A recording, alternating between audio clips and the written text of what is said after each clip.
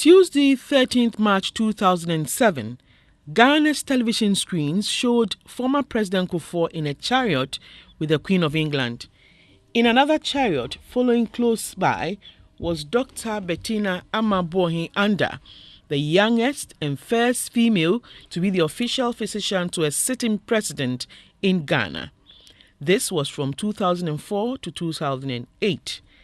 Dr. Boohene Andah, who qualified as a medical officer in September 1999 from the University of Ghana Medical School, said she received her appointment with mixed feelings, wondering if she was going to be able to fit in such a man's world. When I found out from former President John Kufuor that he wanted me to be his physician, it was one of surprise, a little bit of shock, a little bit of excitement. You know, it was a mixture of feelings. But mind you, we've been friends of the family for several years, and I was looking after him, not as his official physician, but as a doctor who was a friend of the family. She's a mother of two and married to Mr. Boohene Andah. One of her challenges was combining all the travels that came with the job with family life and not being there for her two young girls. However, becoming the president's physician is one great achievement that has opened a lot of success gates for her. It was insinuated that her job posed a threat to her marriage, but her husband, Mr. Boohene Andah, noted that he was rather proud to be married to such a woman. Men have to learn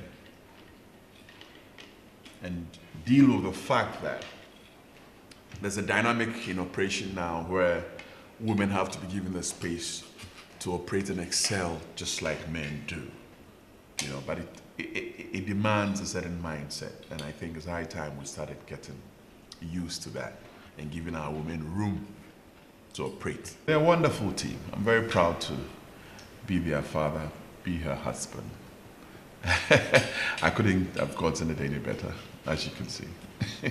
When the tenure of office of former President Kufuor ended, she established the Brainwave Consult, which is a private clinic. She says she spends between 15 to 30 minutes on each of her patients. Most of them registered with her as a result of their knowledge that she was the doctor of former President Kufuor. I must say, though, and it will be very pretentious for me not to say that me doing this work has enhanced my private practice, because people hear you on radio or people see you and they know that you were President Kufuor's physician, and everybody wants or what they think is the best. So they will say that, oh, if you've been able to look after a whole head of state, then you must be doing something right. And therefore, jokingly, they will say, so you can look after me as well. And then, you know, the next thing you know, the person walks into your consulting room and says that they want to register with your practice. To date, she is still the personal physician to the former president and his entire family. According to former President Kufuor, Dr. Andah was down to earth in her service delivery, and he has always been proud he chose her.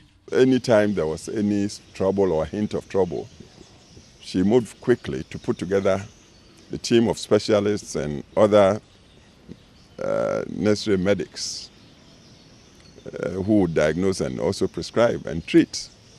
And everything got done very well.